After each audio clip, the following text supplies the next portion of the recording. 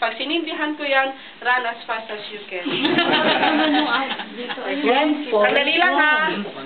Excuse me. Juliana. Okay, Ito siya, oh. So, try na. Nakita ko lang, sample lang ito. Wala siyang plastic ka.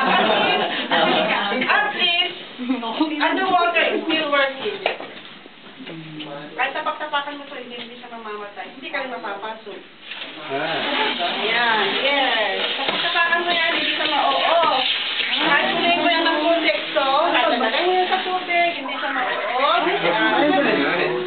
Ay, nag-melt siya. Hindi yan nagme-melt. Pag inalis mo yung cord, same as cord pa rin siya. Cord pa rin? Yes, cord pa rin siya. yan. Tulos na lang yan. Ayan yung cord niya. Sealed. So, pag nilagyan mo yan ng blasting cap, yan na. Puputog na yan. Cute niyan. Happy New Year. Kahit tapak-tapakan mo yan na nasa tubig siya, di siya na-oo.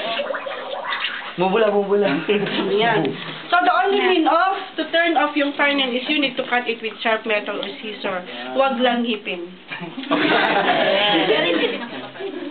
Hindi siya nakakapalit. Hindi siya nakakapalit. These are the holes Okay? where they put Ready na tayo for dynamite blasting? Yeah. Mamaya yun, mamaya. I'm going to Push show you dynamite first inside. yung blasting site where they're going to do the dynamite blasting, and then we will go back here, and then here the dynamite blasting. Ano tawag po?